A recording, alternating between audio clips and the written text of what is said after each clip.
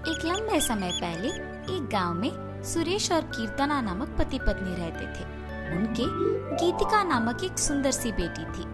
सुरेश हमेशा सबके सामने बेवजह गर्व से पेश आता था। एक दिन शाम के समय में कीर्तना उनके घर पे वड़ा पाव बनाती है।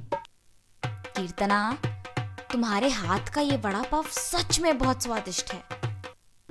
और इतने में उनके घर सुरेश के रिश्तेदार आते हैं। अरे सही समय पे आए हैं, मेरी बीवी अभी अभी गर्मा गर्म वड़ा पाव बना रही है, बहुत स्वादिष्ट है। कीर्तना, जरा मेरे रिश्तेदारों के लिए भी वड़ा पाव बना के ले आना। जी अभी लाई।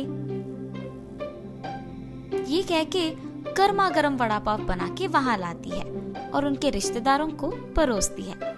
उनके रिश्तेदार उसे खाने के बाद कहते हैं, सुरेश, तुमने ठीक कहा, हम वाकई ही सही समय में आए हैं, वरना इतने स्वादिष्ट वड़ा पाव हम नहीं खा पाते।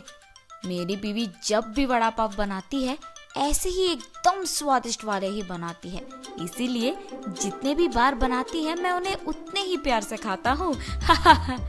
हाँ, बात तो सही है, इतने स्वादिष्ट वड़ा पाव तो कोई आसानी से नहीं बना सकता। अगर तुम्हारी बीवी ने दुकान लगाया तो लोग खरीद के खाएंगे इन्हें। हाँ नरेश, अगर मैं इतना स्वादिष्ट वड़ा पाव बनाती तो पक्का दुकान लगा देती। अगर मैं अपनी बीवी के साथ एक वड़ा पाव का दुकान शुरू करूंगा तो सभी वही आके खाएंगे और उन्हीं स्वादिष्ट वड़ा पाव के बारे में सारा गांव बात करेगा।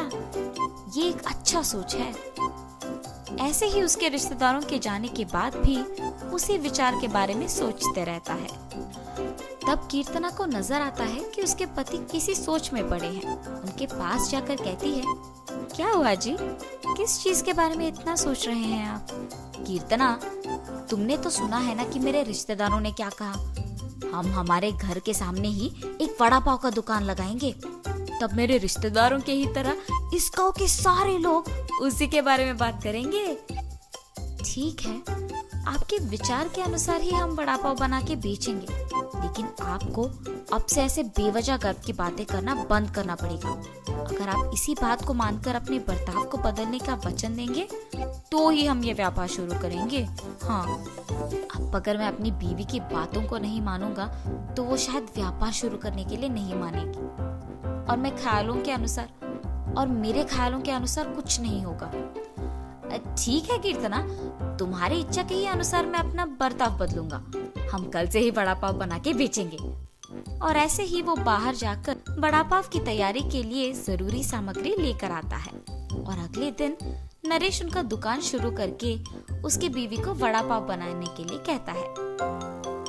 कीर्तना उसके पति के बातों के अनुसार ही वड़ा पाव बनाना शुरू करती है। स्वादिष्ट और गर्मा गर्म वड़ा पाव, आइए बाबू आइए।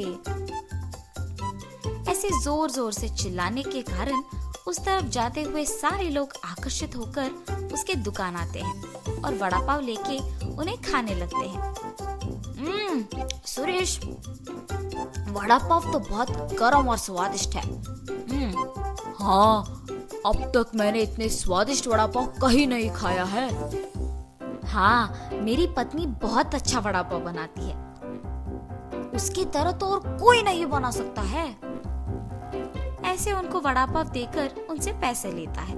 उस रात को जब बैठ के वो आए हुए पैसों की गिनती करने लगते हैं तो कीर्तना कहती है, अरे वाह, पहले ही दिन हमें लाभ आया है जी। निवेश के पैसों से ज्यादा पैसे तो हमने कमाया है। क्या सच में?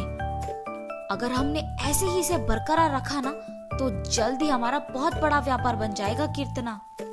हाँ, आप सही कह रहे हैं। पहले ही दिन उतने पैसे देख पति पत्नी दोनों खुश होते हैं। ऐसे ही वो हर रोज उनके सोच के मुताबिक वड़ा पाव बना के उसे बेचते हैं और कुछ ही दिनों में उनका व्यापार अच्छा चलने लगता है। मेरे सोच के मुताबिक ही हमारा व्यापार अच्छा चल रहा है, किसी और के दुकान में तो इतने लोग ही नहीं आते हैं। कुछ दिन पहले शुरू करने के बावजूद हमारा व्यापार बाकियों से बहुत बेहतर चल रहा है। और हमेशा की तरह सुरेश वापस बेवजह के गर्व में डूब जाता है और बाकियों को भी वही बातें सुनाते रहता है। उस दिन दुकान को आए एक आदमी को वड़ा पाव लाकर देता है।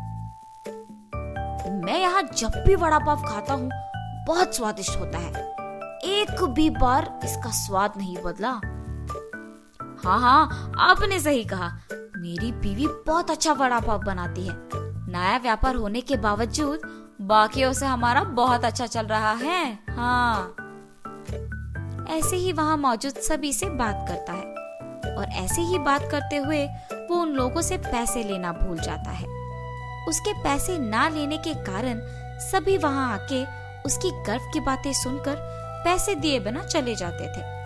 कुछ दिन बाद सबको जब सुरेश की कमजोरी का पता लग गया तो वो वड़ा पाव मंगा के उसे खा के पैसे देने के लिए उसके पास जाकर वड़ा पाव के बारे में बात करना शुरू करते थे। सुरेश उनकी बातों में पड़ के गर्व की बातें करता था और उनसे पैसे लेना भूल जाता था और कुछ देर बाद वो लोग वहाँ से पैसे दिए बिना चले जाते थे। सुरेश के इस बर्ताव के कारण उनके व्यापार में नुकसान होता है और अचानक उनके सपने टूट जाने पर पति पत्नी दोनों बहुत निराश होते हैं। कीर्तना, मुझे माफ करो, इस सब का कारण मैं हूँ। मेरे इस झूठे गर्व के कारण ही सबको मेरी कमजोरी का पता लग गया और उन्होंने उसका फायदा उठाया। इसीलिए हमें अब नुकसान भुगतना पड़ रहा है। ऐसे कह के बहुत दुखी होता है।